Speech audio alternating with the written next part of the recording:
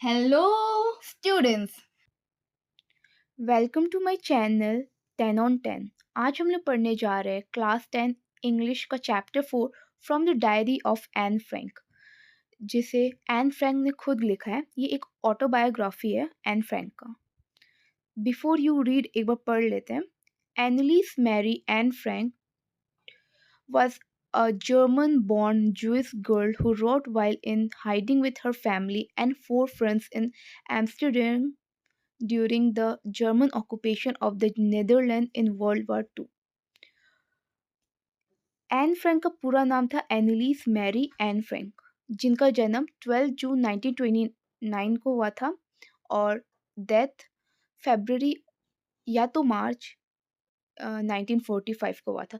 वो एक German girl थी, ज्यूइश गर्ल। आप लोग हिस्ट्री में पढ़े ही होंगे कि नाजीज और ज्यूइश का कितना खराब रिलेशन था। और एन ने ये डायरी लिखा था तब जब वो लोग जर्मन ऑक्यूपेशन के समय में वो लोग अपने फैमिली के साथ छुप रहे थे। तो वर्ल्ड वॉर 2 के समय में तब लिखा था। Her family had moved to Amsterdam after the Nazis gained power in Germany, but were trapped when the Nazi occupation extended in the Netherlands.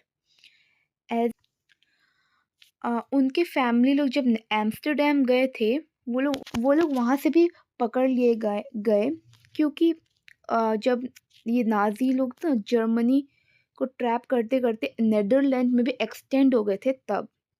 As persecution against the Jewish population increased, the family went into hiding in July 1942 in hidden room in her father Otto Frank's office building. जब ये Jewish population का अत्याचार बढ़ रहा था, तब ये N के पूरे फैमिली लोग एम्स्टर्डम चले जाते। वहाँ पे वो लोग अपने पापा के ऑटो फ्रैंक के ऑफिस बिल्डिंग में छुपते हैं। After 2 years in hiding, the group was betrayed and transported to the concentration camp system where Anne died of typhus in Bergen-Belsen within days of her sister, Margaret Frank. और 2 साल बाद उन लोग के छुपने का वो लोग पकड़ लिए जाते हैं और वो लोग को भी कंसंट्रेशन कैंप, ये भी आप लोग को पता होगा। आप लोग हिस्ट्री में पढ़े होंगे, कंसंट्रेशन कैंप वहाँ में डाल दिया जाता था और कोई गैस मतलब पॉइजनस गैस निकालते थे, उससे वो लोग मर जाते थे। तो वही हुआ, एन को भी ना थाइपस हो गया था और वो भी मारी जाती हैं उनके बहन के मरने के दूसरे दिन। मार्गरेट फ्रैंक उनकी बहन का नाम था। Her father auto Frank, the only survivor of the group, returned to Amsterdam after the war ended to find that her diary had been saved. Convinced that it was a unique record, he took action to have it published in English under the name The Diary of a Young Girl. ये सब चीज़ में उसके पापा बस बचते हैं, तो वो एम्स्टर्डम वापस जाते हैं और उन्हें ये डायरी मिलता है। तो वो जो इसे पब्लिश कराना चाहते हैं क्योंकि ये थोड़ा यूनिक लगता है उनको, तो वो थोड़ा इसमें ज़ोर डालते हैं और इसे पब्लिश कराते हैं diary of a young girl के नाम से। The diary was given to Anne Frank for her 13th birthday and chronicles the event of her life from 12 June 1942 until its final entry of 1 August 1944. It was eventually translated from its original Dutch into many languages and became one of the world's most widely read book.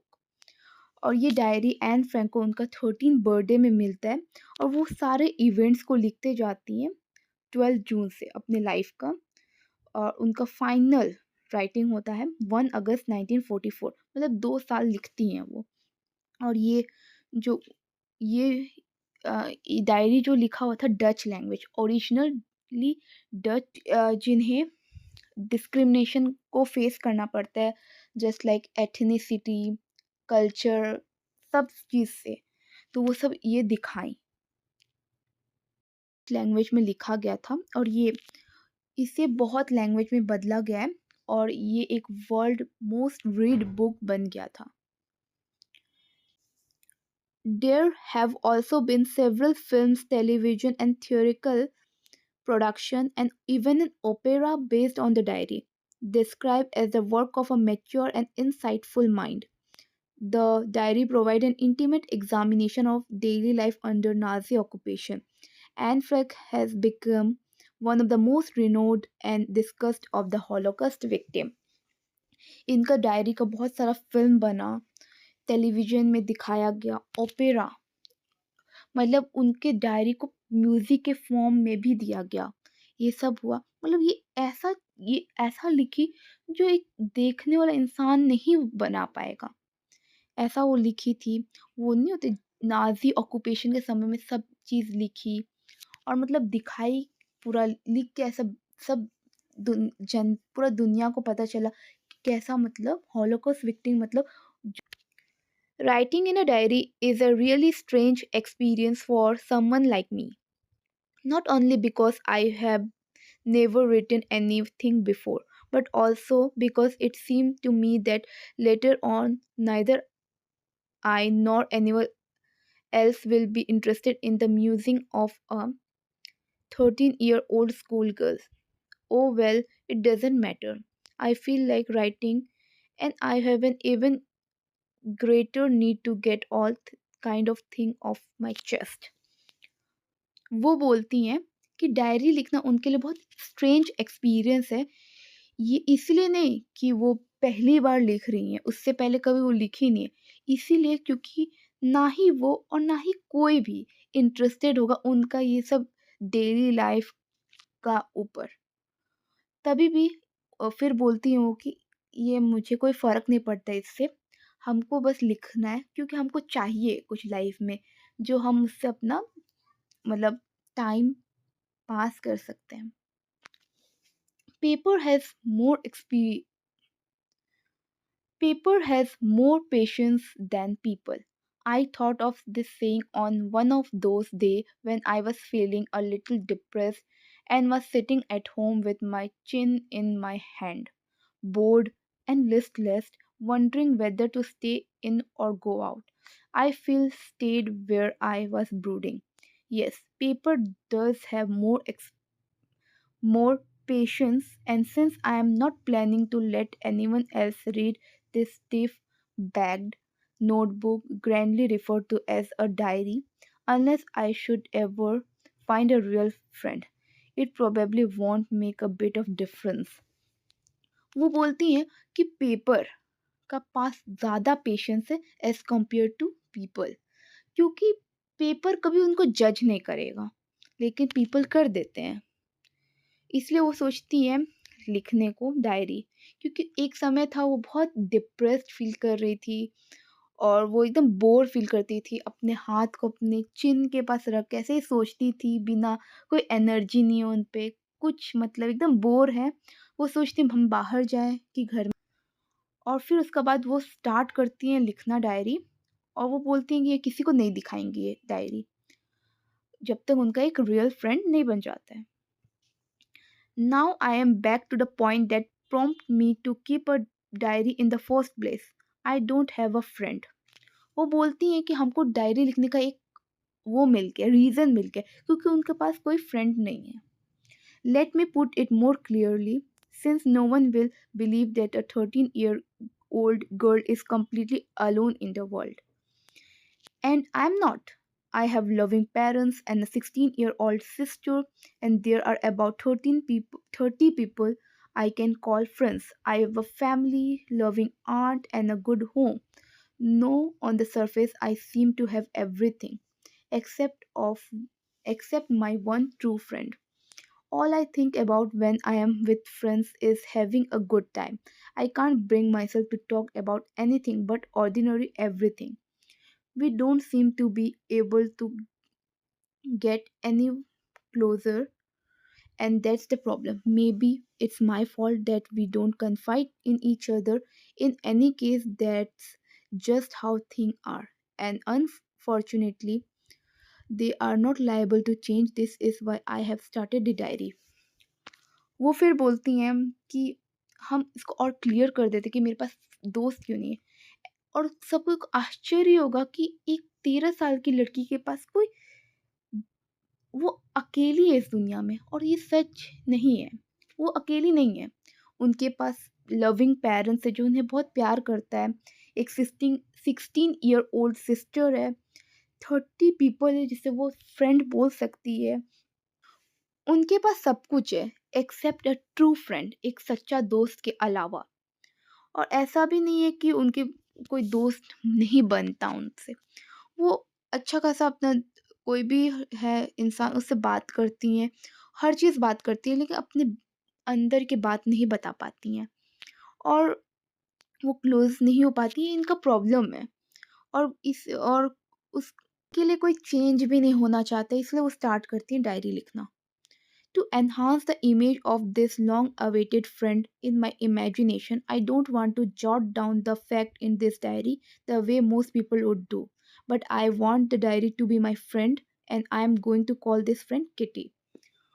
और इस imagination friend जो बहुत long awaited, मतलब बहुत दिनों से, मतलब ये जो इनकी इमेजिनेशन वाली दोस्त हैं, उनको अच्छा से बताया जाए। और वो नहीं चाहती है जो लोग हर कोई करता है बस लिख देता है वैसे करे। ये अपनी दोस्त बनाना चाहती है वो डायरी को, और उसे किटी नाम देती है, अपनी डायरी को किटी नाम देती है। Since no one would understand a word of my stories of two kitty, if I were to plunge right in, I did better provide a brief sketch of my life, much as I dislike doing so. वो बोलती हैं कि सीधा सीधी मैं अपने story kitty को सुनाने लगूँ तो कुछ समझ नहीं आएगा अच्छे से। तो इसलिए मैं अच्छा ब्रीफ स्केच देती हूँ अपने बारे में, अपने लाइफ के बारे में। My father, the most adorable father I have ever seen, didn't marry my mother until he was 36 and she was 25.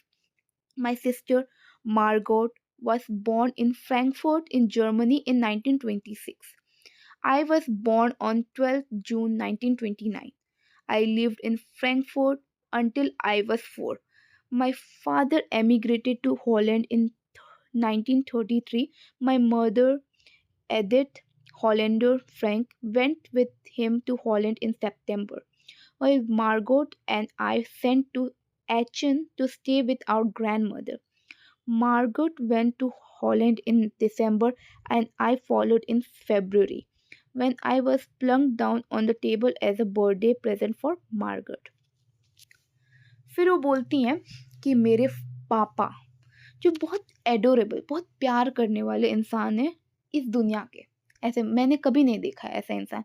ऐसे बोलती हैं, जो मेरी मम्मी को तब तक शादी नहीं की थी जब तक वो 36 के थे और मेरी मम्मी 25 की थी। और उनकी सिस्टर मार्गोट जो फ्रैंकफर्ट जर्मनी में 1926 में पैदा हुई थी, और वो खुद 12 जून 1929 में पैदा हुई थी, और वो भी फ्रैंकफर्ट में रही हैं जब तक वो 4 साल की थी। और मेरी मदर एडिथ, अम, और मेरे पापा हॉलैंड चले जाते हैं 1933 को, और मेरी मदर एडिथ हॉलैंडर फ्लैंक, वो भी सितंबर को हॉलैंड चली जाती हैं। और मेरी दीदी मार्गोट एंड मुझे आचन अपने ग्रैंड मदर के साथ रहने को दिया जाता है, और मार्गोट भी हॉलैंड दिसंबर में चली जाती है और मैं फरवरी को। I started right away at the Montessori nursery school. I stayed there until I was 6, at which time I started in the first form. In the sixth form, my teacher was Mrs. Cuprus, the headmistress. At the end of the year, we both in tears as we said a heartbreaking farewell.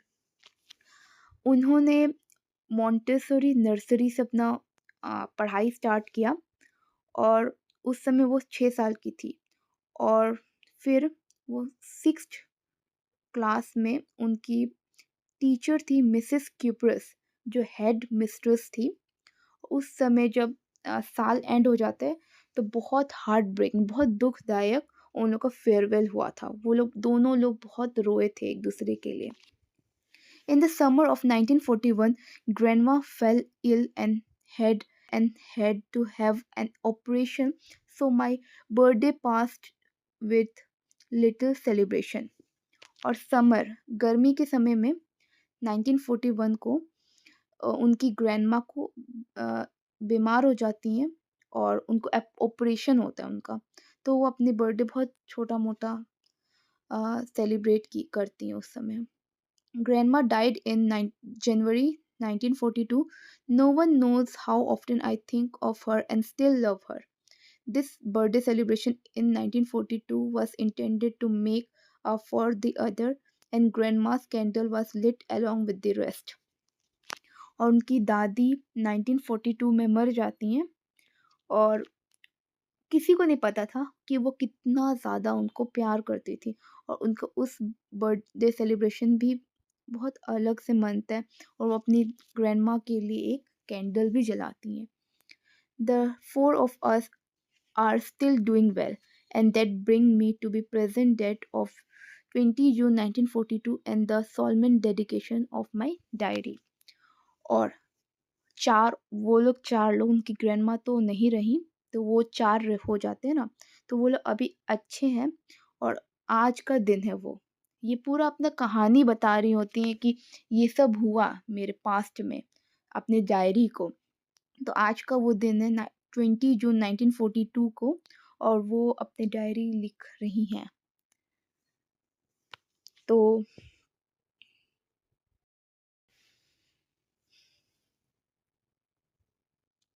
Dearest Kitty, our entire class is quacking in its boots. The reason, of course, is the forthcoming meeting in which the teacher decide who will move up to the next form and who will be kept back. Half the class is making bets. Gian and I laugh ourselves silly holiday saving on their bet. First morning to night, it's you are going to pass. No, I am not. Yes, you are. No, I am not. Even GS pleading glance and my angry outbursts can't calm them down. If you ask me, there are so many dummies that about a quarter of our class should be kept back, but teacher as the unpredictable creature on earth. तो फिर वो अपने diary में start करती है लिखना, dearest क्रिटी, प्यारी क्रिटी, ऐसे अपने प्यार मतलब डियर वन को ऐसे लिखते हैं ना। तो वो बोलती हैं कि मेरा पूरा अपने स्कूल से स्टार्ट करती है, मेरा पूरा एंटायर क्लास जो बहुत नर्वस है, डरा हुआ है, और रीज़न ये है कि उन लोग का रिज़ल्ट आने वाला है। सब कोई डर जाता है अपने रिज़ल्ट के टाइम में। तो वही वो लोग भी पूरे डरे हुए हैं कि वो लोग सोच रहे हैं कि उन लोग की वो लोग पास होंगे कि फेल होंगे, यही सोच रहे हैं। और सब कोई ना बेट लगा रहे हैं। और उन दोनों के और उनके पीछे 2 लड़के बैठे थे, सीएन एंड जैक नाम के। वो लोग अपने पूरे हॉलिडे सेविंग्स को बेट पे दाँव में लगा दिए। तो और वो सुबह से रात तक वो पूरा डरी हुई थी, तो तुम पास होने वाली हो, नहीं, नहीं, मैं नहीं, तुम पास होने वाली हो, नहीं, मैं नहीं, ऐसा हो रहा था उन लोग के साथ। और फिर और वो बोलती हैं कि ना, मुझे तो लगता है ना मेरी क्लास में इतने डमीज़ हैं, इतने बुद्धू लोग हैं कि क्वार्टर ऑफ माय क्लास लोग फेल ही हो जाएँगे, लेकिन टीचर लोग नहीं फेल करेंगे, क्योंकि teacher are the most unpredictable creature on the earth. आप लोगों को भी पता होगा कि टीचर लोग बहुत एक सर्टेन क्लास तक वो लोग भी पास कराने का कोशिश करते हैं, और कहने से स्कूल में टीचर लोग पास कराने का कोशिश करते ही हैं, तो यही बोलती हैं वो। I am not so worried about my girl friends and myself. We will make it. The only subject I am not sure about is maths. And until then, we keep telling each other not to lose heart. और वो बोलती है कि मुझे अपने दोस्त, लड़की दोस्त को के लिए इतना टेंशन नहीं, और खुद के लिए भी इतना टेंशन नहीं है, बस मुझे डर है मैथ्स का। अ, मुझे अपनी गर्ल फ्रेंड्स और खुद के ऊपर इतना नहीं है, इतना चिंता, हम लोग पास हो ही जाएंगे, मुझे बस अपने मैथ्स के ऊपर डर है। लेकिन अभी हम लोग कुछ नहीं कर सकते, अभी हम लोग बस इंतज़ार कर सकते हैं और हम लोग अपने दूसरे एक-दूसरे को बस यही बोल रहे थे कि हिम्मत मत हारो, कुछ नहीं होगा, अच्छा ही जाएगा paper. I get along pretty well with all my teachers. There are 9 of them, 7 men and 2 women. Mr. Keesing, the old fogey who teaches maths, was annoyed with me for ages because I talked so much. After several warnings, he assigned me extra homework as an essay on the subject, a chatterbox. A chatterbox, what can you write about that? I did worry about that later. I decided. I jotted down the title in my notebook, tucked it in my bag, and tried to keep quiet. फिर वो बोलती हैं कि मुझे मेरा सभी subject में अच्छा ही आया था और फिर अ, मेरे वहाँ पे 9 टीचर्स थे और उनके सबके साथ अच्छा ही बनता था मेरा। 7 मेन थे और 2 वुमेन थे और 1 टीचर थे, मिस्टर की सिंह, जो कि एक ओल्ड फैशन पर्सन थे और वो पढ़ाते थे मैथ्स। और वो जो ना बहुत दिनों से हमसे परेशान थे क्योंकि मैं बहुत ज़्यादा बात करती थी और बहुत बार उनको वार्निंग दिया गया था, लेकिन तभी वो चुप नहीं होती थी, तो इसलिए उनको एक्स्ट्रा होमवर्क दिया जाता था। उनको ऐसे लिखना पड़ा था अ चैटर बॉक्स टाइटल पर। तो वो सोची क्या लिखूँगी मैं इसके ऊपर? तो वो अपने कॉपी में उस टाइटल को लिख लेती हैं और उसको अपने कॉपी में लिख लेती हैं, उसके बाद उसको अपने बैग में रख देती हैं और चुपचाप रहने का कोशिश करती हैं। That evening after I had finished the rest of my homework, the note about the essay caught my eyes. I began thinking about the subject while chewing the tip of my fountain pen. Anyone could ramble on and leave big space between the words, but the trick was to come up with convincing argument to prove the necessity of talking. I thought, and suddenly I had an idea. I wrote the 3 pages Mr. Kissing had assigned me and was satisfied. I argued that talking is a student trait and that I would do my best to keep it under control. और फिर वो घर आती है शाम को, वो अपना पूरा होमवर्क कंप्लीट करने के बाद उनका याद आता है ऐसे के बारे में। फिर वो ऐसे के बारे में उनका ध्यान जाता है और वो सोचती हैं कि क्या लिखेंगी अपने फाउंटेन पेन को चबाते हुए। और फिर वो सोचती है ना कि मैं ऐसा कुछ लिखूँगी कि ना सर से आर्ग्यूमेंट कर सकती हूँ, ये बताते हुए कि वो बात करना बहुत ज़रूरी है एक स्टूडेंट के लिए, स्टूडेंट ट्रेट है। ये लिखती है और वो 3 पेज का लिखती है और उसके सर भी सैटिस्फाइड होते हैं उनके बात से, उनके राइटिंग से, बात से नहीं होते।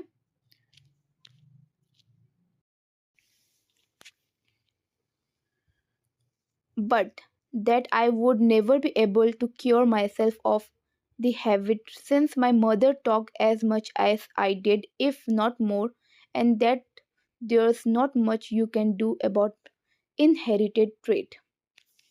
फिर वो बोलती हैं कि ये मेरी मम्मी बहुत ज़्यादा बात करती हैं, तो ये इनहेरिटेड ट्रेट है और इसका कुछ नहीं किया जा सकता। Mr. Keesing had a good laugh at my argument, but when I proceeded to talk my way through the next lesson, he assigned me a second essay. This time it was supposed to be an incorrigible chatterbox. I handed it in, and Mr. Keesing had nothing to explain about for 2 lessons. However, during the third lesson, he did finally had enough. Anne Frank, as punishment for talking in class, write an essay entitled Quack Quack Quack, said Mistress Chatterbox. तो वो बोलती हैं कि उनका argument में वो हंसते हैं थोड़ा बहुत और वो पढ़ाते हैं अपना नेक्स्ट लेसन, लेकिन उसको वापस एक ऐसे दे देते हैं। वो टाइटल होता है एन इनकॉरिजिबल चैटर बॉक्स। उसका मतलब होता है कि something which cannot be corrected, ऐसा चीज़ वो कभी सुधर ऐसा कोई जो कभी सुधर नहीं सकता। तो उसमें भी लिखती हैं, तो उसमें भी मतलब हो जाता है वो। फिर जब वो मतलब थर्ड लेसन स्टार्ट करते हैं, तब उन्हें पनिशमेंट के तौर पे एक और ऐसे लिखना पड़ता है। जिसका टाइटल होता है quack quack quack said mistress chatterbox. The class roared. I had to laugh too, though I did nearly exhaust my ingenuity on the topic of chatterboxes. It was time to come up with something else, something original. My friend San, who's good at poetry, offered to help me write the essay from beginning to end in verse, and I jumped for joy. Mr. Keesing was trying to play a joke on me with this ridiculous subject, but I did make sure the joke was on him. तो ये जब topic उनको मिलता है लिखने को, quack quack quack said mistress chatterbox, तो सब पूरा क्लास हंसता है, उनको भी हंसना पड़ता है इस चीज़ पे। और वो थक गई थी चैटर बॉक्स के टॉपिक पे, थक गई थी लिख लिख के, उनका पूरा नहीं होता है ओरिजिनलिटी ख़त्म हो गया था, अब क्या लिखूं मैं। तो उनकी एक दोस्त थी सैन नाम की, जो बहुत अच्छा थी पोइट्री पे। तो वो बोलते मैं तुम्हें थोड़ा हेल्प कर दूंगी। तो वो ना मदद करती है उसका। और वो ना जो उसके टीचर थे मिस्टर कीसिंग, वो उसे ना चाह रहे थे कि उसको ना ये रिडिक्युलस मतलब एकदम बेकार सा टॉपिक में उसको ना मतलब एकदम थका दे लिखा-लिखा के वो चुप हो जाए लिखना। उनका जोक बनाते ये टॉपिक से। लेकिन वो सोचती है कि ये जोक उनके ऊपर लागू हो जाए। ऐसा बोलती है, "I finished my poem and it was beautiful. It was about a mother duck and a father swan with three baby ducklings who were beaten to death by the father because they quacked too much. Luckily, Mr. Keesing took the joke the right way." तो वो अपना poem finish करती हैं, वो बहुत अच्छा होता है। वो लिखती है कि एक मदर डक होती है और एक फादर स्वान होती है। उनका 3 बच्चे होते हैं, 3 तो उसके पापा उन लोग को मार देते हैं क्योंकि वो लोग बहुत ज़्यादा क्वैक करते हैं।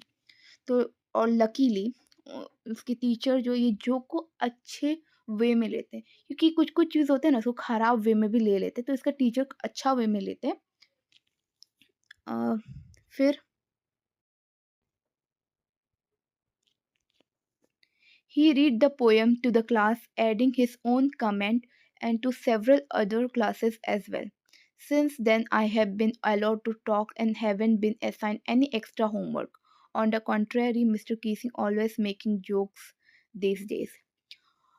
फिर उसके टीचर वो पोएम को पढ़ते हैं और अपना भी कमेंट देते हैं, और उसके बाद से उन्हें कभी भी कोई ऐसे लिखने को नहीं मिला और उन्हें बात करने को भी दे दिया गया। और अब उसके टीचर जो थोड़ा जोक्स भी करते, पहले बहुत ओल्ड फैशन गुस्सैल टाइप के थे, अब वो थोड़ा हंसमुख हो गए थे। तो वही उनका डायरी होता है, योर्स एंड लास्ट में लिख देती है। ये एक ना एक्सट्रैक्ट है, मतलब उनका पूरा बुक में से एक छोटा सा पार्ट था। तो यही था the diary of a young girl, जो कि एन फ्रैंक लिखी थी, उनका स्टोरी। तो आप लोगों को कैसा लगा वीडियो ज़रूर बताइएगा, and thank you so much for watching. Like share and subscribe to my channel. Thank you.